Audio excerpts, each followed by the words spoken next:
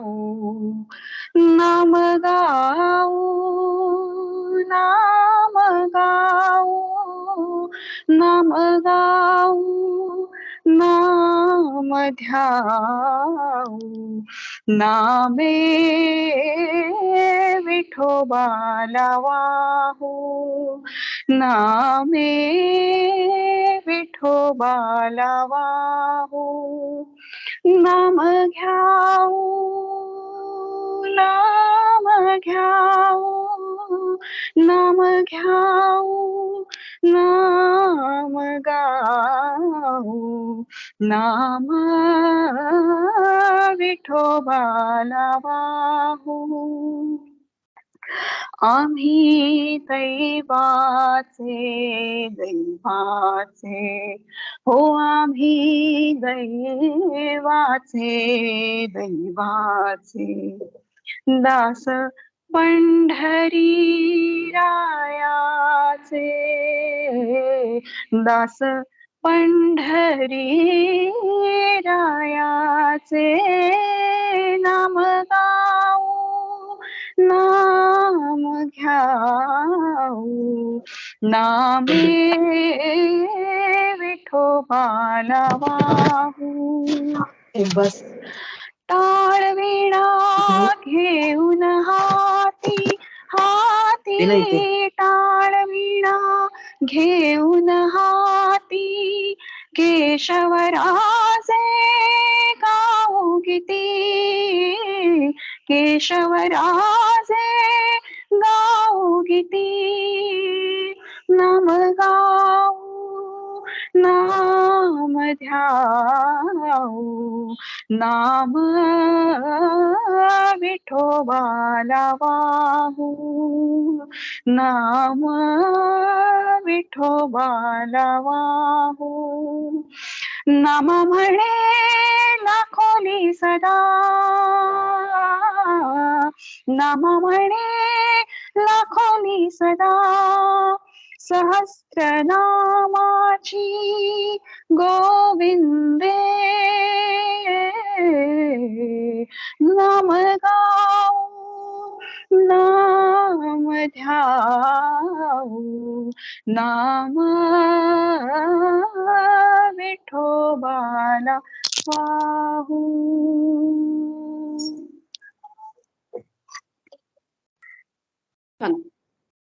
छान झाला अभंग रश्मी.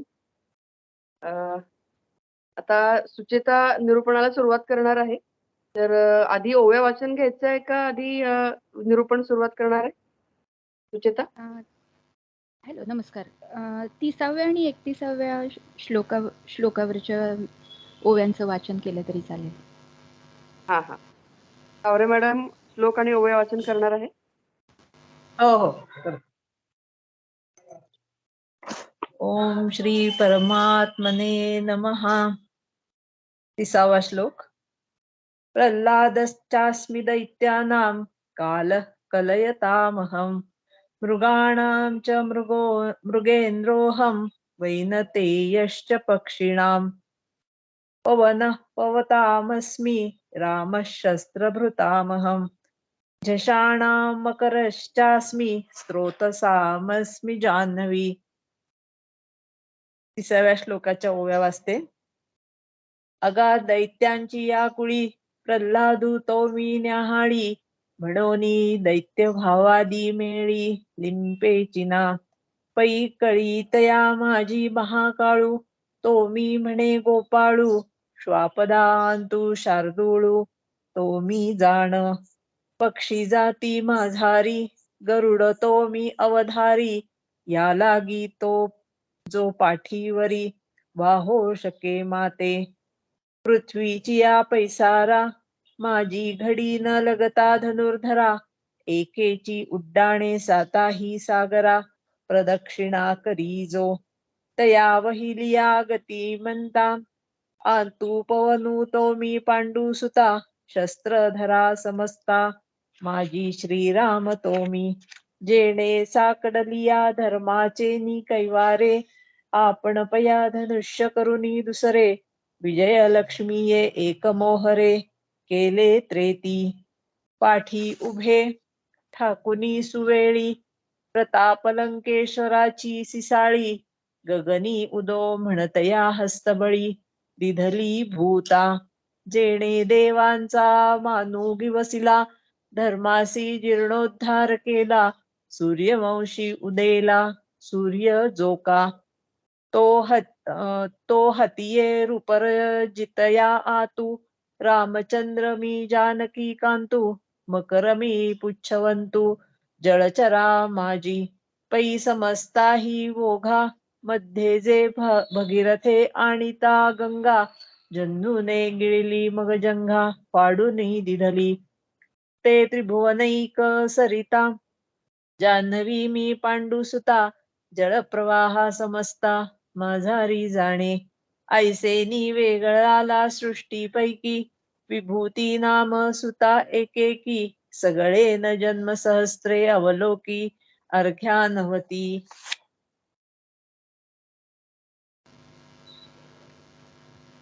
सगळ्यांना आदरपूर्वक नमस्कार. आपण विभूती योगाचा अभ्यास गेले काही आठवडे करत आहोत. भगवंतांनी आपल्याला सगुण ईश्वराचं ध्यान आणि निर्गुण ब्रह्माच्या तत्वज्ञानाचा उलगडा व्हावा म्हणून हा विभूती योग आपल्यासाठी, आपल्या अभ्यासासाठी अत्यंत उपयुक्त आहे. 10व्या अध्यायामध्ये भगवंतांनी विभूतींचा विस्तार केलेला आहे आणि अगदी प्रस्तावना करतानाच ते काय म्हणतात की भूय एव महाबाहो शृणु मे परमं वचः. परमं वचः असं का म्हणतात ते की परम वचन आहे, हे माझं अत्यंत श्रेष्ठ हितकारक असं वचन आहे. म्हणजे मला यामध्ये असं वाटतं की ते अर्जुनाच्याच नाही तर आपल्या सर्वांच्या हितासाठी इतके कॉन्शियस आहेत, इतके कॉशियस आहेत. आणि ते काय म्हणतात की यत्तेहं प्रियमाणाय वक्ष्यामि हितकाम्यया.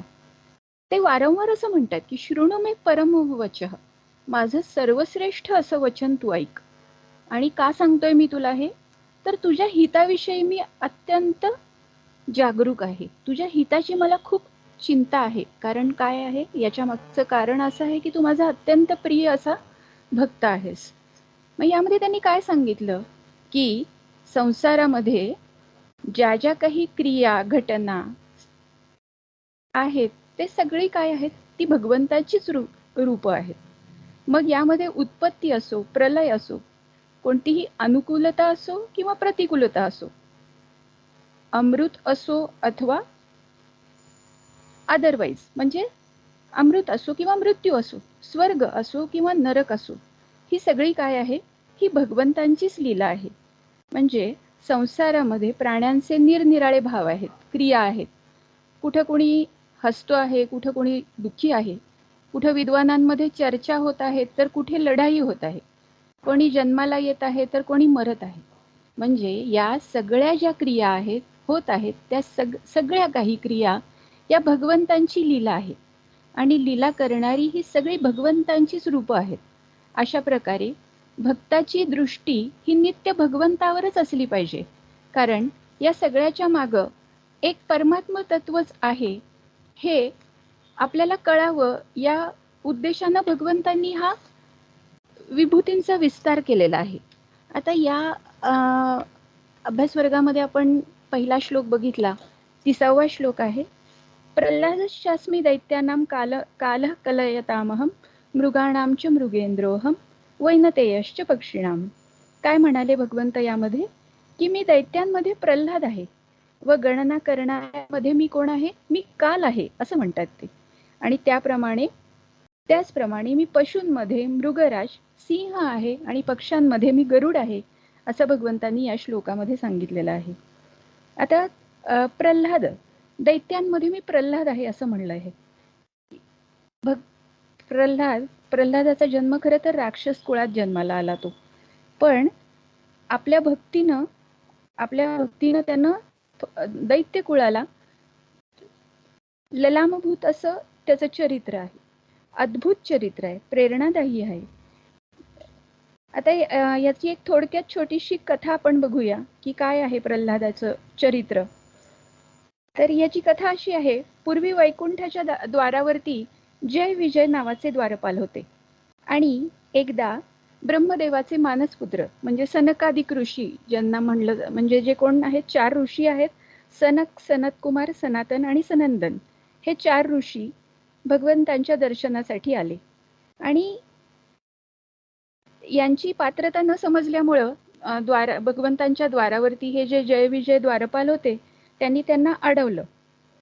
हे सनकादिक ऋषी खरं तर सतत भगवत भावात असलेले, सतत हरिशरणम असा जप करत विचरण करणारे, पण त्यांना या द्वारपालांनी अडवल्याचा राग आला आणि त्यांना शाप दिला त्यांनी की तुम्ही काय व्हाल, पृथ्वीवरती तुम्ही राक्षस रूपामध्ये तुम्ही जन्म घ्याल. मग हे जय विजय जे द्वारपाल होते ते हिरण्यकशिपू आणि हिरण्याक्ष नावाचे राक्षस म्हणून अवतरले. आता राक्षसांचा विचार कसा आहे, का यांना राक्षस म्हणलंय, की ते अत्यंत जडवादी आणि भोगवादी आहेत. म्हणजे हिरण्याक्ष हा दैत्यांचा राजा झाला आणि त्याच्या या भोगवादी विचाराला किंवा आचरणाला एकदम उधाण आलं. त्यानं काय केलं, वैश्विक यज्ञाची संकल्पना मोडीत काढली, धर्मावरती अत्यंत आघात केले, ईश्वर सत्तेला धुडकारून लावलं. आणि म्हणून भगवंतांना काय करावं लागलं, यामध्ये वराह अवतार घ्यावा लागला. म्हणजे चंगळवादी संस्कृतीच्या श्रेष्ठतेला मारणारा म्हणजे तो वराह. हिरण्याक्षाच्या राज्यामध्ये असं झालं होतं की मांस, मदिराक्षी अर्थात संपूर्ण राज्य हे भोगवादावरती अधिष्ठित झालेलं होतं. भगवंतांनी हिरण्याक्षाचा वध करून या भोगवादी संस्कृतीचा बिमोड केला. आपल्या भावाचा वध झाला म्हणल्यावर हिरण्यकशिपू खरं तर अत्यंत संतापला. आपण पापकर्माला प्रोत्साहन देऊ नये हा विवेक त्याच्या अंतःकरणात थोडा देखील जागला नाही आणि त्यानं उलट अत्यंत उग्र आणि घोर तपश्चर्या केली. कशासाठी? ब्रह्मदेवाला प्रसन्न करून घेतलं आणि एक असं अत्यंत भयंकर असा वर त्यानं भगवंताकडे, ब्रह्मदेवांकडे मागितला. त्यानं काय वर मागितला, तर तो म्हणाला की आपण निर्माण केलेल्या कोणत्याही प्राण्यापासून, तो मनुष्य प्राणी असो, देवता असो, दैत्य, नाग अथवा अन्य कोणी, मला आत बाहेर, दिवसा रात्री, अस्त्रानं शस्त्रानं पृथ्वीवर वा आकाशात कोठेही मृत्यू न येवो, युद्धात मला कोणीही कधीही पराभूत करू नये, समस्त प्राणीमात्रांचा मीच एकमेव राजा असला पाहिजे आणि तपस्व्यांचे, योग्यांचे अक्षय ऐश्वर्य मला लाभो, लोकपालांचा महिमा मला लाभायला हवा, असा यानं वर मागितला. ब्रह्मदेवानंही हा वर त्याला त्याच्या साधनेवरती, त्याच्या तपश्चर्येवरती प्रसन्न होऊन हा ब्रह्मदेवांनी वर दिला. हिरण्यकशिपू अजिंक्य झाला, अत्यंत उन्मत्त झाला, धर्माच्या आणि शास्त्राच्या सगळ्या मर्यादा यानं ओलांडल्या आणि इंद्रियांचा विषयासक्त अत्यंत दास झाला तो. या दैत्यराजा हिरण्यकशिपूच्या पोटी 4 बलाढ्य पुत्र जन्माला आले आणि यापैकी सगळ्यात धाकटा होता जो होता तो म्हणजे भक्त प्रल्हाद. याला लहानपणापासूनच कृष्ण भक्तीचं वेड होतं. त्यावेळी दैत्यांचे पुरोहित शुक्राचार्य होते आणि त्यांना 2 मुलं होती. त्यांचे 2 पुत्र म्हणजे षंड आणि अमर्क हे त्यांचे पुत्र. तर हे जे त्यांचे पुत्र होते शुक्राचार्यांचे, ते या हिरण्यकशिपूच्या 4 पुत्रांना, राजपुत्रांना राजनीती आणि अर्थनीती शिकवत. हिरण्यकशिपूनं काही काळ गेल्यानंतर प्रल्हादाला विचारलं, बाळा तुला सगळ्यात कोणती गोष्ट आवडते? तर काय म्हणाला प्रल्हाद काय म्हणाला की पिताजी, या संसारात प्राणी मी आणि माझं या आग्रहात पडून उद्विग्न असतात. हा अहंकारच खरं तर त्यांच्या अधःपतनाचं मूळ कारण आहे. म्हणून अंधकारमय गृहाला त्यागून मानवानं काय करावं, हरीला शरण जाणं हे सगळ्यात योग्य आहे. पुत्राचं हे वचन ऐकून हिरण्यकशिपूला आश्चर्य वाटलं आणि गंमतही वाटली. तो म्हणाला, ह्याची बुद्धी कोण बिघडवते का? तुम्ही जरा बघा बरं. मंत्र्यांना सांगितलं की ह्याला ज्या पुरोहितांच्या घरी हा शिकायला जातो तिथं विष्णूचे दूत किंवा कोणी येऊन याची बुद्धी पालटवत तर नाहीत ना, याची नीट काळजी घ्या आणि अशा कुमार्गाला जाण्यापासून याला तुम्ही रोखा, असं म्हणून मंत्री प्रल्हादाला घेऊन पुरोहितांच्या घरी आले आणि हे ऐकल्यानंतर शंड आणि अमर्क हे दोन्ही गुरु सुद्धा चकित झाले. त्यांनी प्रेमानं प्रल्हादाला विचारलं, बाळा, आम्ही तर तुला हे असं काही शिकवत नाही, मग तुझी बुद्धी अशी उलटी कशी झाली बरं? तुझी बुद्धी अशी आपोआपच झाली की तुला कोणी बिघडवलंय? प्रल्हादाने शांतपणे उत्तर दिलं, ज्यांची बुद्धी मोहग्रस्त होते, जे मायेनं दुराग्रही बनतात, त्यांच्या मनात आपला आणि परका असा भेदभाव असतो. माया जिंकण्यासाठी मी मायापती भगवंताला वंदन करतो आणि भगवंतांची कृपा झाल्यावरच मानवाची पशुबुद्धी नष्ट होत असती. ज्याप्रमाणे चुंबकाजवळ लोखंड आपोआप जातं, त्याप्रमाणे स्वच्छंद इच्छाशक्तीनंच माझं चित्त संसारापासून अलग झालंय आणि चक्रपाणी अशा भगवंतांकडे ते खेचलं गेलंय. हे ऐकून शंड आणि अमर्क संतापले. त्यांना हिरण्यकशिपू आपल्याला आता दंड करेल अशी ही भीती वाटली आणि सेवकांना हाका मारून म्हणाले, अरे, एक वेताची छडी घेऊन या कुलकलंक असलेल्या मुलाला ठीक करायला दंड करूया. याला दंड हाच एकमेव मार्ग आहे. दैत्यवंशाच्या चंदनवनात हे काटेरी वृक्ष, हे झुडूप कुठून उगवलंय? अशा प्रकारे त्यांनी दोघांनीही त्याला धाक दाखवून कधी लाडानं, प्रेमानं धर्म, अर्थ, काम या सगळ्या पुरुषार्थाचं शिक्षण दिलं. साम, दाम, दंड, भेद याचंही शिक्षण दिलं आणि शिक्षण पूर्ण झाल्यावर त्यांनी त्याला आपल्या आईकडे पोचवलं. तिनेही मोठ्या प्रेमानं त्याला नाव घातलं, उत्तम कपडे अंगावर घातले आणि आपल्या पिताश्रींकडे त्याला पाठवलं. आपल्या मुलाला अत्यंत प्रेमानं हिरण्यकशिपूनं मांडीवर घेतलं आणि म्हणाला, बाळा प्रल्हादा, इतके दिवस तू तुझ्या गुरुजनांकडून शिक्षण घेऊन विद्या प्राप्त केलीस. आता त्यातल्या काही उत्तम गोष्टी ज्या तू गुरूंच्या घरी प्राप्त केल्यास त्या आम्हाला सांग बरं. प्रल्हाद काय म्हणाला? श्रवणम कीर्तनम विष्णोः पादसेवनम अर्चनम वंदनम दास्यम सख्यम आत्मनिवेदनम. म्हणजे भगवान विष्णूंच्या भक्तीचे 9 प्रकार आहेत. श्रवण, कीर्तन, नामस्मरण, पादसेवन, अर्चन म्हणजे पूजन, वंदन, दास्य, सख्य आणि आत्मनिवेदन. भगवंतांच्या प्रती समर्पण भावनेनं ही 9विध भक्ती केली तर तेच उत्तम विद्याध्ययन होय. पुत्राचं हे वचन ऐकून हिरण्यकशिपू संतापानं बेभान झाला. तो शंड आणि अमर्कांना म्हणाला, अरे नीच ब्राह्मणांनो, तुम्ही हे काय केलं? माझी पर्वा न करता माझ्या मुलाला तुम्ही हे कसलं शिक्षण दिलंय बरं? तुम्ही माझे आश्रित नसून माझ्या शत्रूचे आश्रित आहात. मित्राचा आव आणून प्रत्यक्ष शत्रूला मदत करणाऱ्या लोकांचा या जगात काही तोटा नाही. आता माझ्या व अन्य कोणाच्या सांगण्यावरून त्यावर ते काय म्हणाले? गुरुपुत्र काय म्हणाले? शंड अमर्क म्हणाले की ते माझ्या किंवा आमच्या किंवा कोणाच्या अन्य सांगण्यावरून हा असं बोलत नाहीये. त्याची ही जन्मजातच बुद्धी आहे. त्यामुळे तुम्ही आम्हाला व्यर्थ दोष देऊ नका. हिरण्यकशिपू मग प्रल्हादाला म्हणाला, आपलं अहित करणारी अशी खोटी बुद्धी तुला गुरुमुखातून मिळालेली नाही, मग ती कुठून मिळाली आहे? प्रल्हाद शांतपणे म्हणाला की या जगातली माणसं स्वतःची इंद्रिय स्वाधीन नसल्यामुळं संसाररूपी घोर नरकात पुन्हा पुन्हा येतात. भगवान विष्णू प्रसन्न झाले की मानवाला सर्व पुरुषार्थ प्राप्त होतात. ज्यांची बुद्धी भगवान विष्णूंच्या पावन चरणांवरती शरणागत झालेली आहे, त्यांचं जन्ममृत्यू चक्र पूर्णतः नाश पावतं. परंतु जे भगवंतांची चरणांची धूळ घेत नाहीत, त्यांना हे सौभाग्य लाभत नाही. पुत्राचं आपल्या हे असं वचन ऐकून प्रल्हादाला अत्यंत संताप आला.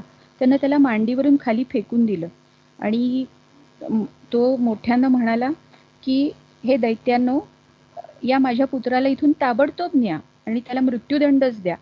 स्वजनांना सोडून हा काय करायला लागलाय?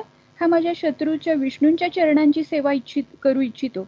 मला तर वाटतं की माझ्या भावाला मारणारा म्हणजे हिरण्याक्षराला ठार करणारा विष्णूच माझ्या पुत्राच्या रूपानं प्रगटलाय.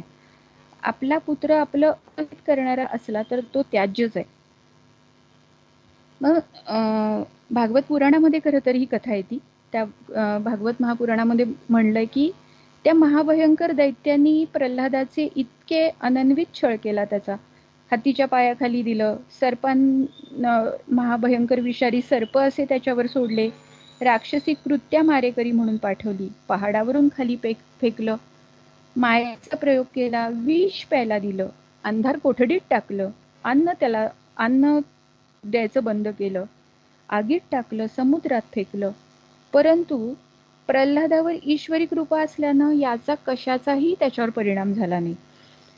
म्हणजे या सगळ्याची भीती तर दूरच, पण प्रल्हादानं निष्ठेनं आणि श्रद्धेनं या सगळ्यांवर मात केली. आता याच्या मागचं एक असं आहे की हा भक्त प्रल्हाद इतका भक्तपरायण कसा झाला, तर त्याचं असं आहे की हा हिरण्यकशिपू ज्यावेळी ब्रह्मदेवाची तपश्चर्या करत होता, त्यावेळी देवदैत्यांचा झगडा चालूच होता आणि युद्धामध्ये काय झालं, दैत्यांचा पूर्ण पराभव झाला होता. अनेकसे दैत्य मारले गेले आणि देवांचे बळी झाले. त्यात हिरण्यकशिपूची पत्नी सुद्धा होती, तिचं नाव कयाधू. तर त्यावेळी तिच्या पोटामध्ये प्रल्हादाचा गर्भ होता आणि ज्यावेळी इंद्राच्या ताब्यात हे सगळे दैत्य आले आणि ही कयाधू पण होती, त्यावेळी नारद मुनी इंद्राला म्हणाले, देवराजा, ही स्त्री निरपराध आहे आणि तिला तात्काळ मुक्त करा. पण इंद्र काय म्हणाला की हिच्या पोटात हिरण्यकशिपूचा गर्भ वाढतोय, तर ती प्रसूत होईपर्यंत ती माझ्याजवळच राहू दे. म्हणजे तिचा पुत्राचा जन्म झाल्यावर तिच्या बालकाला मारूनच मी हिची मुक्तता करेन. पण त्यावेळी नारदांनी सांगितलं, हिच्या गर्भात तर भगवंतांचा परमप्रेमी असा निष्पाप भक्त वाढतोय. हिरण्यकशिपू तपश्चर्या करून परतेपर्यंत कयाधू नारदांच्याच आश्रमामध्ये राहिली आणि तिच्या पोटातल्या गर्भावरती कृपा करण्यासाठी नारदांनी कयाधूला उत्तम असा उपदेश केला. गर्भावर ते संस्कार कोरले गेले ते कायमचेच. त्यामुळे भक्तोत्तम प्रल्हाद काय म्हणतो, तो आपल्या पाठशाळेतल्या मित्रांना सांगायचा की कौमार आचरेत प्राज्ञो धर्मान भागवतांही दुर्लभम मानुषम जन्म तदप्य ध्रुवम अर्थदम. म्हणजे काय म्हणतोय तो, की या संसारामध्ये मानवाचा जन्म जो आहे तो अत्यंत दुर्लभ आहे आणि या देहाद्वारेच परमेश्वराची प्राप्ती करता येते. म्हणून बुद्धिमंतांनी काय करावं, तारुण्य किंवा वार्धक्याचा भरवसा न धरता भगवंतांच्या प्राप्तीचं साधन जे आहे ते बालपणीच अनुष्ठान त्याचं करावं, असं प्रल्हाद आपल्या मित्रांनाही सांगायचा. प्रल्हादाच्या उपदेशामुळे पाठशाळेतले सगळे मित्र, त्याचे जे विद्यार्थी होते, त्यांच्याही मनामध्ये चित्तामध्ये परिवर्तन झालं आणि त्यांनी सगळ्यांनी भगवंताची आराधना सुरू केली. हिरण्यकशिपू आता मात्र त्याचा संताप अनावर झाला आणि तो म्हणाला, अरे मूर्खा, तू तर अत्यंत उन्मत्त झालायस. तू स्वतः नीच आहेसच आणि आपल्या कुलाला कलंक लावायला प्रवृत्त झालायस. इतर बालकांची बुद्धी सुद्धा तू नासवतोयस. आता माझ्या नावानं मी आजच तुला यमाच्या घरी पाठवतो. माझ्या नावानं त्रिभुवन सगळं भीतीनं कापतं आणि मूर्खा, तू कुणाच्या बळावर माझ्या आज्ञेचं उल्लंघन करतोयस. प्रल्हाद शांतपणे उतरला. तो काय म्हणाला, सर्व चराचर सृष्टीवर भगवंतांची सत्ता चालते. हिरण्यकशिपू म्हणाला, जो मरणाची इच्छा करतो ना, तोच असं बोलू शकतो. माझ्याशिवाय जगताचा दुसरा कोणीही स्वामी असूच शकत नाही. तुझा तो जगदीश्वर म्हणतोस, तो आहे तरी कुठं, मला पाहू देत तरी. तो भगवंत जर सर्वत्र आहे असं तू म्हणतोस, तर तो या राजप्रसादाच्या स्तंभात आहे का? पाहतोस तुझा हरी तुझं कसं रक्षण करतो ते. असं म्हणून हातात खड्ग धारण केलेला त्या हिरण्यकशिपूनं एका स्तंभाला जोरात लाथ मारली आणि काय झालं, त्यावेळी प्रचंड कडकडाट झाला आणि स्तंभ फोडून साक्षात नरसिंह भगवान प्रगट झाले. तो नरसिंह भगवंत जे प्रगटले ते कसे होते, ते नरही नव्हते आणि पशुही नव्हते. तिन्ही सांजेची वेळ होती. नरसिंहानं उंबरठ्यावर घेतलं हिरण्यकशिपूला आणि आपल्या सामर्थ्यशाली पंजामध्ये पकडून त्याचं पोट फाडलं. प्रल्हादानं साष्टांग दंडवत घालून अश्रुपूर्ण नयनांनी नरसिंह भगवंतांची स्तुती गायली. संतुष्ट झालेल्या नरसिंहांनी आपलं उग्ररूप आवर्त घेतलं आणि म्हणाले की परमकल्याण रूप प्रल्हादा, तुझं कल्याण असो. हे भक्तश्रेष्ठा, हे दैत्यश्रेष्ठा, मी तुझ्यावर अत्यंत प्रसन्न आहे. तू कोणताही वर मागून घे. सद्गदित कंठानं प्रल्हाद काय म्हणाला, हे प्रभू, आपण देणारच असाल तर मला एकच वर द्या. माझ्या हृदयामध्ये कोणत्याही कामनेचं बीज कधीही अंकुरित न हो. कारण हृदयात कामना जागली तर काय होतं, इंद्रिय, मन, प्राण, देह, धर्म, धैर्य, बुद्धी, लज्जा, श्री, तेज, स्मृती आणि सत्य हे सगळं काही मनुष्याचं नष्ट होतं. कामनांचा त्याग केल्यानंतरच मनुष्याला भगवंतांची प्राप्ती होते. म्हणून हे परमात्म्या, अद्भुत नरसिंह रूपधारी श्रीहरींच्या चरणांना मी वारंवार प्रणाम करतो. तरीही नरसिंह भगवंतांनी प्रल्हादाला मुक्तीचा वर दिला आणि प्रल्हाद काय म्हणाला की माझ्या पित्यानं आपली फार निंदा केली, पण आपल्या कृपेमुळं त्यांचा उद्धार झाला. त्यामुळं दुस्तर दोषातून त्यांची आपण मुक्तता करावी अशी माझी इच्छा आहे. नरसिंह भगवंतांनी तोही वर प्रल्हादाला दिला आणि ते पुढे गुप्त झाले. प्रल्हादाला राज्याभिषेक झाला आणि दैत्यकुळात भक्तश्रेष्ठ म्हणून प्रल्हाद अजरामर झाला. आता या प्रल्हादाच्या चरित्रातून आपल्याला काय शिकण्यासारखं आहे? प्रल्हादाच्या चरित्रातून खरोखर अनंत प्रेरणा घेण्यासारख्या आहेत. पहिली गोष्ट म्हणजे काय आहे की गर्भावर जर उत्तम संस्कार झाले तर संतती कशी होते, सत्प्रवृत्त होते. म्हणून गर्भवती स्त्रियांनी काय करावं, उत्तम अशी श्रवण भक्ती करावी. हे एक आपण यामधून शिकू शकतो. दुसरं असं की जन्म कोणत्या कुळात होईल, कोणत्या परिस्थितीत होईल हे काही आपल्या हातात नाही, पण असं असलं तरी मानवाला उन्नत अवस्थेमध्ये जाताच येतं, स्वप्रयत्नानं त्याला आत्मोन्नत होताच येतं. हे भक्त प्रल्हादाच्या चरित्रातून शिकण्यासारखं आहे. तिसरी गोष्ट काय आहे की त्याची अनन्य शरणता, शुद्ध भक्ती आणि निर्मळ श्रद्धा. इतके आघात झाले, इतके अनंत संकट त्याच्यावर आली, पण त्याची अभंग निष्ठा थोडीशी सुद्धा विचलित झाली नाही. चौथी गोष्ट म्हणजे काय, त्याची निर्भयता. सगळ्या संकटांना सामोरं जाताना तो कधीही कचरला नाही. आणि पाचवी गोष्ट अशी की बालपणीच त्यानं अध्यात्माच्या अभ्यासाला केलेला प्रारंभ हे आपण भक्त प्रल्हादाच्या चरित्रातून शिकू शकतो. आता पुढे काय म्हणलेलं आहे भगवंतांनी या श्लोकामध्ये, कालः कलयतामहं असं म्हणलेलं आहे. पुढे भगवंत म्हणतात की गणना करणाऱ्यांमध्ये मी काळ आहे.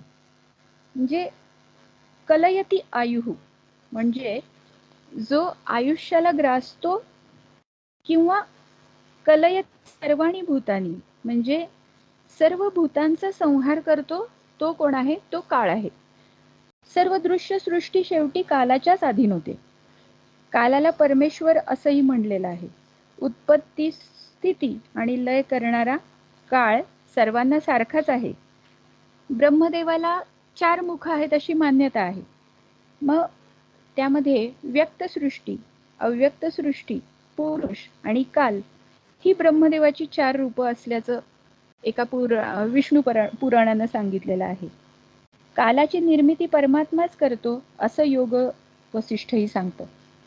आता भागवत पुराण आहे, ब्रह्मांड आणि वायू पुराणामध्ये कालगणनेचं एक कोष्टक आलेलं आहे की 2 परमाणू म्हणजे 1 अणू, 3 अणू म्हणजे त्रसरेणू, 3 त्रसरेणू म्हणजे 1 त्रुटी, असं संपूर्ण 3 लव म्हणजे 1 निमेष, 3 निमेष म्हणजे 1 क्षण, 5 क्षण म्हणजे 1 काष्ठा. पुढे लघु, नाडिका, मुहूर्त, प्रहर, दिवस, पक्ष, 1 मास म्हणजे 2 पक्ष म्हणजे 1 महिना, 2 महिन्यांचा 1 ऋतू, 6 महिन्यांचं 1 आयन आणि 2 आयनांचं 1 वर्ष. मानवाची 1000 वर्ष म्हणजे देवतांचं 1 वर्ष आणि देवतांची 12,000 वर्ष म्हणजे 1 चतुर्युग आणि अशी 1000 चतुर्युग म्हणजे ब्रह्मदेवाचा 1 दिवस. आणि 1 ब्रह्म्याचा दिवस म्हणजे 14 मनूंचा कालखंड आणि 1 ब्रह्म्याची रात्र, ब्रह्मदेवाची 1 रात्र म्हणजे 1 प्रलयाचा कालखंड अशी कालगणना विष्णू पुराणामध्ये येते. म्हणजे तात्पर्य काय आहे याचं, की सगळ्या मनुष्य प्राण्यांवरती, प्राणीमात्रांवरती, भूतमात्रांवरती या कालाची सत्ता असते. म्हणून भगवंत म्हणतात की काल ही माझी विभूती आहे.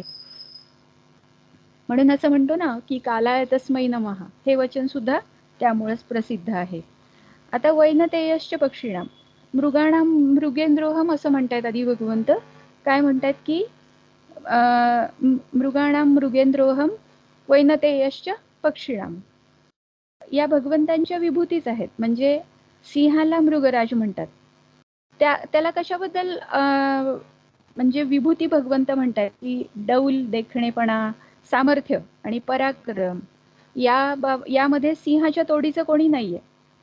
आता गरुडावला वैनतेयश्च पक्षिणाम म्हणलेलं आहे. प्रत्यक्ष विष्णूचं वाहन असल्यामुळं त्याचं विशेष महत्व आहे. काय महत्व आहे त्याचं? हा गरुड हा कश्यप आणि विनीता यांचा पुत्र आहे. आता याचं काय आहे, त्यानं आपल्या आईला दास्यमुक्त करण्यासाठी त्यानं स्वर्गातून अमृत आणलं आणि हे अमृत प्राप्त करण्यासाठी त्यानं देवतांबरोबर झुंज केली. पहाऱ्यावर असलेल्या नागांना चुकवून गरुडानं अमृताचा कलश आणला, पण हे अमृत त्यानं स्वतः प्राशन केलं नाही. हे त्याचं वैशिष्ट्य आहे. त्यानं काय केलं, आपल्या आईला दास्यातून मुक्त करण्यासाठी त्यानं हे अमृत आणलं. त्यामुळं विष्णू भगवंत त्याच्यावरती प्रसन्न झाले आणि त्याला वर दिला आणि पुढं तो विष्णूंचं वाहन झाला. वैष्णव धर्मामध्ये गरुडाला अत्यंत महत्त्वाचं स्थान आहे. दक्षिण भारतामधली आपण जर सगळी देवस्थानं, विष्णूंची देवस्थानं जर बघितली तर प्रत्येक वैष्णव मंदिरामध्ये विष्णू पुढे गरुड हात जोडून उभा असतोच. म्हणजे रामराया पुढे हनुमंत नाही असं कधी होतच नाही, होऊच शकत नाही. तसं विष्णू पुढे गरुड भगवंत नाही असं कधीच होऊ शकत नाही. म्हणूनच ते म्हणतात की मी पक्षामध्ये वैनतेय आहे. चतुर्भुज गरुडाला वैनतेय म्हणायची पद्धत आहे. आता 18 महापुराण आहेत, त्यामध्ये गरुड पुराण सुद्धा एक महत्त्वाचं पुराण आहे. या पुराणाची रचना सुद्धा प्रत्यक्ष गरुडानेच केली आहे अशी मान्यता आहे. आता आपण 31वा श्लोक आपण ऐकला आणि त्याच्यावरच्या ओव्यांचं वाचन मॅडमनी केलं. तो श्लोक कसा आहे? पवनः पवतामस्मी रामः शस्त्रभृतामहं झषाणां मकरश्चास्मी स्रोतसामस्मी जान्हवी. काय अर्थ आहे या श्लोकाचा? याचा सरळ अर्थ असा आहे की मी पवित्र करणाऱ्यांमध्ये वायू आहे, शस्त्रधाऱ्यांमध्ये मी राम आहे आणि माशांमध्ये किंवा जलचरांमध्ये मी मगरमत्स्य आहे आणि नद्यांमध्ये मी भागीरथी गंगा आहे, असा या श्लोकाचा अर्थ आहे. आता वायू ही एक पवन पवतामस्मी, म्हणजे पवित्र करणाऱ्यांमध्ये मी वायू आहे असं भगवंत म्हणतात. आता या ऋग्वेदामध्ये ही सर्वश्रेष्ठ वैदिक देवता आहे असं उल्लेख आहे वायू देवतेचा. याला 6 सूक्त ऋग्वेदामध्ये दिलेली आहेत. काय याचं वर्णन येतं की तो अत्यंत रूपसंपन्न आहे. हा वायुदेवता जी आहे त्याला 1000 डोळे आहेत. तो अत्यंत गतिमान आहे, म्हणजे तो मनाच्या गतीनं धावतो. तो देवतामध्ये सगळ्या अग्रेसर आहे आणि काय आहे, तो जलांचा सखा आहे. तो सोमाचा रक्षक आहे आणि मरुतांचा जनक आहे. सर्व प्राणी मात्रांच्या आधी तो जन्माला आलेला आहे आणि तो मनास येईल तिकडं जातो. अर्थात काय आहे तर हा वायू हा स्वैर संचारी आहे. तो देवांचा आत्मा आहे. सर्व भूतमात्रांचा प्राणरूपाने हृदयस्थही आहे. त्याचा संचार मार्ग आकाशातून असून तो सतत भ्रमण करतो. अर्थात त्याला विसावा म्हणून एका क्षणाचाच देखील नसतो. वायू हा सगळ्या भुवनांचा राजा आहे. तो मोठा विचित्र कर्म आहे. तो एकदा भडकला आणि जोराने वाहू लागला तर तो गिरिकंदरांमध्ये सुद्धा दुमदुमून जातो. स्थावर जंगम जे आहे त्याचा पार तो फज्जा उडवून देतो. त्याचप्रमाणे पृथ्वीवरचा धुरळा उंच आकाशामध्ये नेतो. दाही दिशा धुंद करून सोडण्याचं सामर्थ्य याच्यामध्ये आहे. पण याचा चमत्कार काय आहे, म्हणजे चमत्कृतीपूर्ण गोष्ट वायूच्या बाबतीत कुठली आहे की याचा आवाज ऐकू येतो, पण वायूला बघू मात्र कोणी शकत नाही. तो दृश्य रूपात कोणालाही दिसत नाही. असा हा वायुदेव आमचा पिता आहे, भ्राता आहे आणि सखाही आहे. आणि तो काय आहे? तो रोगनाशक आणि सुखकारक असं देण्याबाबत तो अमृताचा निधी आहे असं म्हणलंय. आयुष्य वाढवण्याबद्दल, निजलेल्या भक्ताला जागृत करण्याबद्दल आणि उशेला प्रकाशित करण्याबद्दल त्याची प्रार्थना करण्यात आलेली आहे. हनुमंत आणि भीम आणि मध्वाचार्य हे वायूचेच अंशावतार मानले जातात. आता प्राण आपल्या शरीरामध्ये प्राण, अपान, समान, व्यान आणि उदान हे प्रमुख 5 प्राण आहेत. आणि उपप्राण आहेत ते कोणते आहेत? ते नाग, कूर्म, कृकल, देवदत्त आणि धनंजय हे 5 उपप्राण आहेत. तर हे 10 प्राण आहेत ते वायुरूपच मानलेले आहेत. पुढे भगवंतांनी म्हणलेलं आहे 31व्या श्लोकामध्ये की राम शस्त्रभृतामहम. काय म्हणलेलं आहे? की शस्त्रधाऱ्यांमध्ये मी राम आहे असं म्हणतायत ते. श्रीरामांच्या अलौकिक चरित्राबद्दल काय सांगावं? म्हणजे आपण अगदी आपल्याला कळत्या वयापासून आपण रामांचं चरित्र ऐकत आलेलो असतो. माऊलींनी काय म्हणलं? या माऊलींच्या ओव्यांचं वाचन केलं, त्यामध्ये माऊली काय म्हणतात? जेणे देवाचा मानू गिवसिला, धर्माची जीर्णोद्धारू केला, सूर्यवंशी उदेला सूर्य जोका. म्हणजे काय म्हणलं? माऊली काय म्हणतात की श्रीरामचंद्रांनी देवांचा गेलेला मान स्वपराक्रमानं परत मिळवून दिला आणि अशा पद्धतीनं त्यांनी धर्माचा जीर्णोद्धार केला. सूर्यवंशात जन्मलेले रामचंद्र हे प्रतिसूर्यच नव्हेत काय असं माऊली म्हणतात. श्रीरामांचा पराक्रम असा आहे की त्यांनी धनुष्यावर चढवलेला बाण कधीही वाया जात नाही. म्हणूनच ते काय आहे? ते एक बाणी आहेत. प्रत्यक्ष परशुरामाला नामोहरम करताना श्रीरामांनी हेच सांगितलं. श्रीरामांची अलौकिक चरित्रगाथा इतकी सर्वमान्य आहे, इतकी सर्वश्रुत आहे. म्हणजे आपण भगवंतांच्या लीला ऐकतो, नेहमी आपण त्याचं श्रवण करत असतो. तर त्यामध्ये काय आहे? त्यांच्या लीलेमध्ये बालकांड आहे, अयोध्याकांड आहे, अरण्यकांड आहे, लंकाकांड आहे. पुरीमध्ये पाहिलं तर अयोध्यापुरीमध्ये भगवंतांचं प्रागट्य आहे. राजा, राणी आणि प्रजेचा तिथं वात्सल्य भाव आहे अयोध्यापुरीमध्ये. जनकपुरी बघितली तर जनकपुरीत काय आहे? श्रीरामांविषयी राजा जनक आणि महाराणी जनकाची जी पत्नी आहे सुनयना आणि प्रजेला विलक्षण रामरायांबद्दल आकर्षण आहे, प्रेम आहे. आणि ते अत्यंत आपले जावाई आहेत म्हणून ते रामावर अत्यंत प्रेम करतात. त्यांना प्रेमानं खाऊ पिऊ घालतात, खेळवतात, विनोद करतात. पुढे वनात अरण्यकांड आहे. इथं अनेक भक्तांच्या भेटी आहेत. राक्षसही आहेत या अरण्यकांडामध्ये. पुढे लंकापुरीत युद्ध आहे, रक्तांच्या नद्या वाहत आहेत, हाणामारी आहे. अशा प्रकारे वेगवेगळ्या पुरीत वेगवेगळ्या कांडात भगवंतांच्या आपण निरनिराळ्या लीला अनुभवतो, श्रवण करतो. परंतु सगळ्या प्रकारच्या लीला होत असून त्या सर्व रामायणाची अंग आहेत आणि त्या सगळ्या अंगांनी रामायण काय झालेलं आहे? सांगोपांग झालेलं आहे.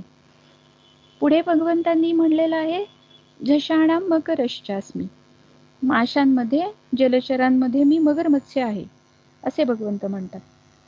आता दशावतारामध्ये बघितलं तर दशावतारांमध्ये मत्स्यावतार खरं तर प्रथम आहे. भागवत पुराणामध्ये किंवा मत्स्य पुराणामध्ये मत्स्यावताराची एक कथा आलेली आहे.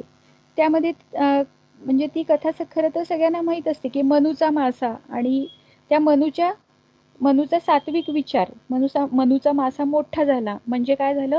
त्याचा सात्विक विचार सर्वत्र प्रसृत झाला. सात्विक विचाराचा प्रसार करून मनूनं अवघा समाज सत्वयुक्त केला. असं म्हणून भगवंतांनी या मगर मत्स्याला सुद्धा आपली विभूती मानलेला आहे. पुढे भगवंत म्हणतात स्रोतसामस्मी जान्हवी. म्हणजे सगळ्या नद्यांमध्ये आपण गंगा आहोत. जान्हवी म्हणजे भागीरथी गंगा आहोत असं भगवंत म्हणतात. सगळ्या भारतांमधल्या पूज्य नद्यांमध्ये गंगा नदी ही सर्वाधिक पवित्र आणि पूज्य मानली जाते. धार्मिक क्षेत्रामध्ये गंगा आणि आध्यात्मिक क्षेत्रामध्ये गीता या दोन्ही काव्यात अत्यंत अद्वितीय आहेत. म्हणजे ऋग्वेदात मध्ये गंगेचा उल्लेख खूप आलेला आहे. त्यामध्ये असं म्हणलंय की न गंगा सदृशम तीर्थम न देव केशवात पर. म्हणजे त्यांनी काय म्हणलंय की या वचनामध्ये म्हणलंय की गंगेसारखं तीर्थ नाही आणि विष्णूसारखा देव नाही. जी स्नानकर्त्या जीवाला भगवत पदापर्यंत पोहोचवते ती गंगा आहे आणि मुमुक्षु जीव जिच्याकडे जातात ती गंगा आहे. आपल्याला माहिती आहे सगळ्यांना कथा की सगरपुत्रांच्या उद्धारासाठी म्हणून भगीरथानं ही गंगा स्वर्गातून पृथ्वीवर आणली म्हणून तिला एक भागीरथी असंही नाव आहे. या गंगा नदीनं या भागीरथीनं जन्म ऋषींचा आश्रम पावन केला म्हणून तिला जान्हवी असंही म्हणलंय. आणि स्वर्ग, पृथ्वी आणि पाताळ अशा त्रिलोकांमध्ये तिन्ही लोकांमध्ये हिचा नित्य संचार आहे म्हणून तिला त्रिपथगा असं नाव आहे. विष्णूचे चरण पावन करणारी, चरण धुणारी म्हणून ती विष्णुपदी आहे. सगळे आचार्यांनी आणि संतांनी गंगेचं स्तवन केलेलं आहे. आणि आयुर्वेदाचार्य जे आहेत चरक आणि चक्रपाणी दत्त असं हे जे आयुर्वेदाचे श्रेष्ठ आचार्य आहेत त्यांनी काय म्हणलेलं आहे की गंगेचं जल जे आहे ते अत्यंत पथ्यकारक आहे आणि रोग निवारण करण्याचं सामर्थ्य ही गंगा जलामध्ये आहेच आहे. बहुतेक सगळ्या पुराणांनी गंगेची महती उत्कटपणानं गायलेली आहे. आपणही म्हणूनच गंगेला गंगा माता, गंगा मैया असंच संबोधतो. 32व्या श्लोकाचं 32 आणि 33व्या श्लोकाचं वाचन करायचं. हे घ्यायचे 2 श्लोक स्वाती.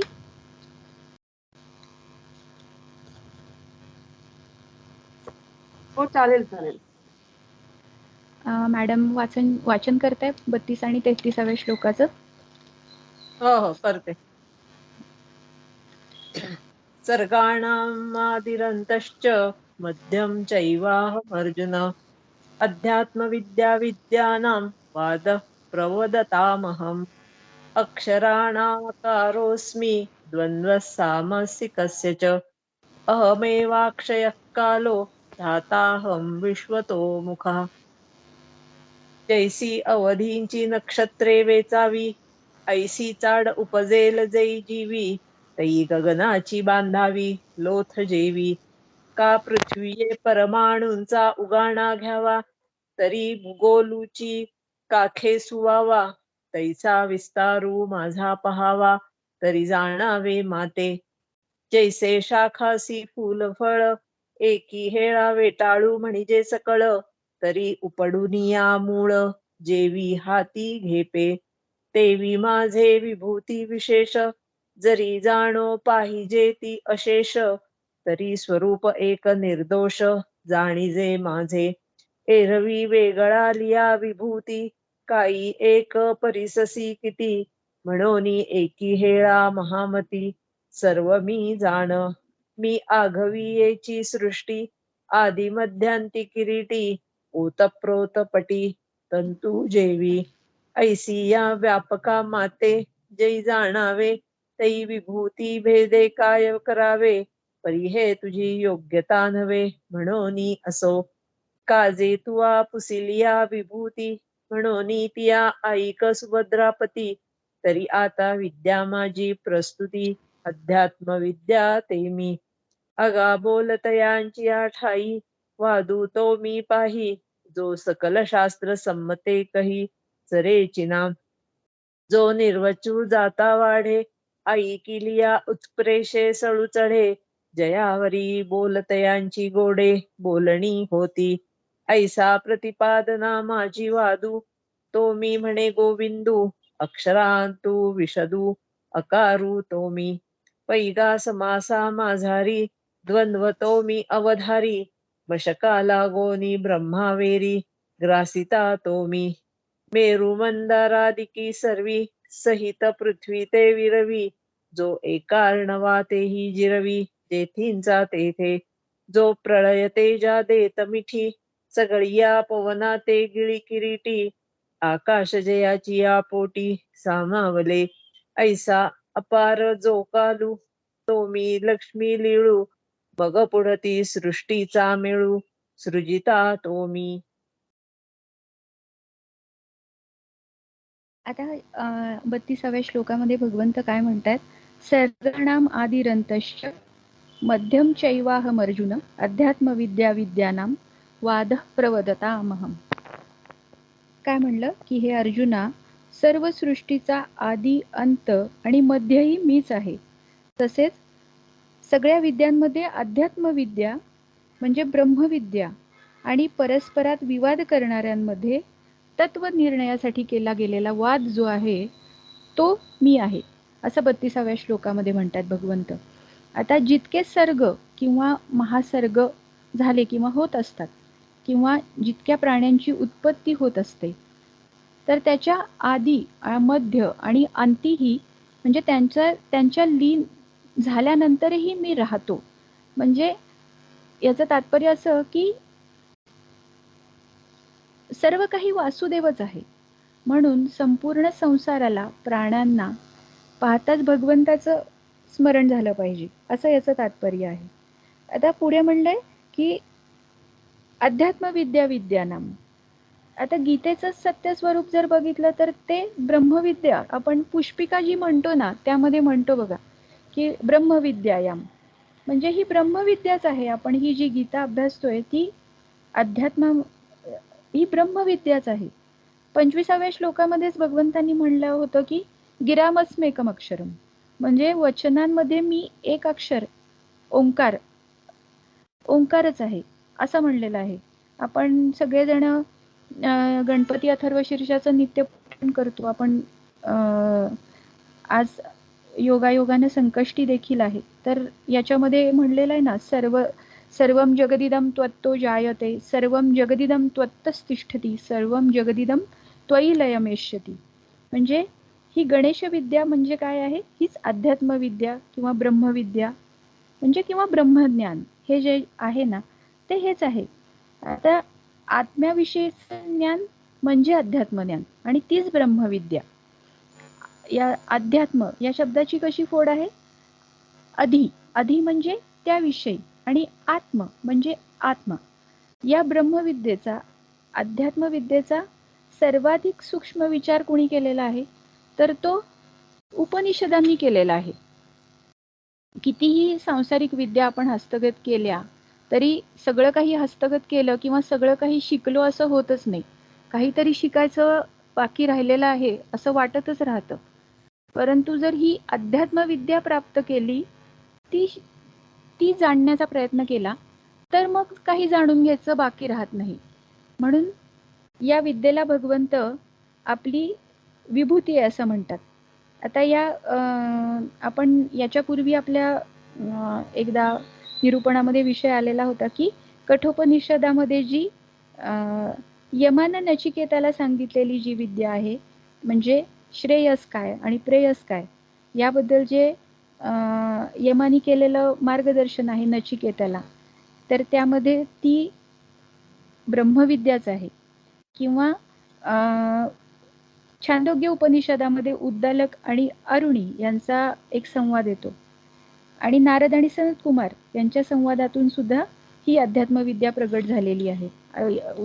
सगळी आपली जी उपनिषदं आहेत ही अध्यात्मविद्या काय आहे हेच सांगण्याचा प्रयत्न करत आहे. तर आपण पुढे काय म्हणलेलं आहे बघूया की वाद प्रवदतामहम, म्हणजे मी कशामध्ये मी काय म्हणलेलं आहे याच्यामध्ये की आपापसात जो शास्त्रार्थ केला जातो ना, तर त्यामध्ये मी वाद आहे असं म्हणतात भगवंत. काय सांगायचा प्रयत्न करतायत की वाद ॲक्च्युली 3 प्रकारचा असतो. म्हणजे एक प्रकार जो आहे त्याला जल्प असं म्हणतात. जल्प काय की युक्ती आणि प्रयुक्तीनं एका पक्षाचं मंडन आणि दुसऱ्या पक्षाचं खंडन करणं, याला जल्प असं म्हणतात. म्हणजे दुसऱ्या पक्षाचं खंडन करून आपला पक्ष विजयी करायचा आणि दुसऱ्याला पराजित करायचं, या भावानं जो केला जातो त्याला जल्प म्हणतात. आणखीन एक प्रकार आहे याच्यामध्ये, त्याला वितंडा असं नाव आहे. आता वितंडा म्हणजे काय, की आपला असा कोणताही पक्ष ठेवायचा नाही, पण फक्त समोरच्या पक्षाचं खंडन करत राहायचं. यासाठी जो शास्त्रार्थ केला जातो त्याला वितंडा असं नाव आहे. आणि जो शास्त्रार्थ कोणताही पक्षपात न करता केला जातो, फक्त तत्वनिर्णयासाठी म्हणूनच जो शास्त्रार्थ केला जातो ना, त्या शास्त्रार्थाचं नाव वाद आहे. तर या म्हणजे हे जे आहेत जल्प, वितंडा आणि वाद, याच्यामध्ये सर्वश्रेष्ठ काय आहे तर वाद आहे यामध्ये. कारण तो शास्त्र निर्णयासाठी जो विचार विनिमय आहे ना, त्याला वाद असं म्हणतात, त्यामुळे तो सर्वश्रेष्ठ आहे. तर ही भगवंतांनी आपली विभूती असं म्हणलेलं आहे. म्हणजे अध्यात्मविद्या, जसं भगवंत म्हणाले की मी आत्मज्ञान ही माझी विभूती आहे. कारण कसं आहे की सर्वापेक्षा सरळ, सुगम आणि प्रत्यक्ष अनुभवाची गोष्ट आहे ही. म्हणजे हे प्राप्त करण्यात कोणतं काठिण्य नाहीच. यात करणं, समजणं आणि प्राप्त करणं लागू होतच नाही, कारण हे नित्य प्राप्त आहे. म्हणजे आपल्याला परमात्मा तत्व हे नित्य प्राप्त आहे, फक्त आपल्या अज्ञानामुळे आपल्याला कळत नाहीये की ते आपल्याला प्राप्त आहे. आपल्या सगळ्या सर्व अवस्थांमध्ये, जागृती, स्वप्न आणि सुषुप्ती या सगळ्या अवस्थांमध्ये ते जसंच्या तसं विराजमान आहे. आत्मज्ञान जितकं प्रत्यक्ष आहे तितका प्रत्यक्ष हा खरं तर संसारही नाही. म्हणजे आपल्या अनुभवात आत्मज्ञान जितकं स्पष्ट येतं तितका हा संसार येत नाही. अशा प्रकारे ही गोष्ट समजून घ्यावी. आणि म्हणजे आपण जर आपलं बालपण आठवलं, किंवा आपलं बालपणातलं शरीर कसं होतं, किंवा आपण तारुण्यावस्थेमध्ये, वर्तमान अवस्थेमध्ये हे शरीर जे पाहिलं, तर ते त्यावेळी जसं होतं तसं ते आता राहिलेलं नाहीये. आपण लहानपणी ज्या पद्धतीनं बोलायचो ती भाषाही आपली तशी राहिली नाही. आपण त्यावेळी जसा व्यवहार करायचो, जे आपल्या प्रायोरिटीज असायच्या त्या सुद्धा सगळ्या बदललेल्या आहेत. आपलं ठिकाण, राहण्याचं ठिकाण बदललंय, समय काळ सुद्धा बदललाय. आपले सगळे सोयरे, साथीदार यांच्यामध्येही बदल झाला. ते क्रिया त्या राहिल्या नाहीत. आपली विचारसरणी जी होती ती बदललेली आहे. हे सगळं काही बदललेलं आहे. पण सत्ता रूपानं आपण बदललोय का? नाही. तर आपण आहोत तेच आहोत. म्हणजे मी तोच आहे. मी जो बालपणी होतो तोच आहे. तात्पर्य हे की सगळं जे काही बदललेलं आहे ते वेगळ्या स्वभावाचं आहे, आणि जे बदललं नाही ते वेगळ्या स्वभावाचं आहे. मग जे बदललेलं नाही ते आपलं खरं वास्तविक स्वरूप आहे. याचा म्हणजे सोप्यात सोपा अर्थ जर या अध्यात्मविद्येच्या बद्दल काढायचा झाला तर आपण या पद्धतीनं समजून घेऊ शकतो की जे बदललंय ते शरीर आहे, आणि जे बदललेलं नाही तो शरीरी आहे, आणि तेच आपलं खरं आत्मस्वरूप आहे. या पद्धतीनं आपण हे समजून घेऊ शकतो. आता पुढच्या श्लोकामध्ये म्हणलं होतं, अक्षराणाम अकारोस्मी द्वंद्व सामासिकस्य च अहमेवाक्षयः कालो धाताहम विश्वतोमुखः. अक्षराणाम अकारोस्मी. वर्णमालेमध्ये आपण बघितलं तर सगळ्यात पहिल्यांदा आकार येत असतो. म्हणजे स्वर आणि व्यंजन दोन्हीमध्ये आकार मुख्य आहे. आकाराविना काय होत नाही, व्यंजनाचा उच्चारच होऊ शकत नाही. म्हणजे एखाद्या शब्दात आकार नसेल तर तो शब्द पूर्ण होऊ शकत नाही. म्हणूनच भगवंतांनी आकाराला आपली विभूती असं म्हणलंय. पुढे काय म्हणलंय, द्वंद्व सामासिकस्य च. आपल्याला आपण लहानपणीची मराठी भाषा आठवत असेल, मराठी भाषेचा अभ्यास केलेला, तर आपल्याला बरेचसे समास होते अभ्यासाला. त्यामध्ये अव्ययी भाव, तत्पुरुष, बहुरूही किंवा द्वंद्व हे 4 मुख्य समास होते त्यामध्ये. तर 2 शब्दाच्या समासामध्ये जर पहिला मुख्य शब्द मुख्य असला तर तो अव्ययी भाव आहे, आणि जर शेवटचा समास त्यामध्ये शेवटचा शब्द जर प्रधान असला, मुख्य असला, तर त्याला तत्पुरुष समास म्हणतात. मग आता हा द्वंद्व कशाला म्हणलंय, जर दोन्ही शब्द मुख्य असले ना तर त्याला द्वंद्व असं म्हणलेलं आहे. म्हणजे द्वंद्व समासामध्ये दोन्ही शब्दांचे अर्थ मुख्य आहेत. म्हणजे आपण जर बघितलं ना किती बॅलन्स्ड आहेत भगवंतांचे विचार, की ते कशाला म्हणतात ह्या समासांमध्ये विभूती कोणाला म्हणतात, ते द्वंद्व समासाला माझी विभूती आहे असं म्हणतात. पुढे त्यांनी म्हणलंय अहमेवाक्षय काल, म्हणजे ज्या काळाचा कधीही क्षय होत नाही, अर्थात जो कालातीत आहे, अनादी अनंत आहे, तो काळ म्हणजेच भगवंत आहेत. म्हणजे आता सर्ग आणि प्रलयाची गणना आपल्या वारंवार आलेला अभ्यासात विषय आहे हा. तर या महाप्रलयात सूर्यही लीन होऊन जातो. तेव्हा ज्यावेळी काहीच राहत नाही, तेव्हा काय असतो? फक्त परमात्मा असतो. म्हणून काय आहेत? म्हणून परमात्मा अक्षय काळ आहेत. आता म्हणजे आपण आत्ताच नुकत्याच 30व्या श्लोकातच बघितलं, कालः कलयतामहम, म्हणजे हा काळ, म्हणजे या श्लोकामध्ये आलेला हा काळ, आणि इथं भगवंत म्हणतायत अहमेवाक्षय कालो, म्हणजे मी म्हणजे अक्षय काळ आहे, असं आहे, असं म्हणतायत ते या श्लोकामध्ये. 33व्या श्लोकामध्ये ते म्हणतात मी अक्षय काळ आहे, आणि 30व्या श्लोकामध्ये त्यांनी म्हणलं की कालः कलयतामहम. मग काय नेमका फरक आहे?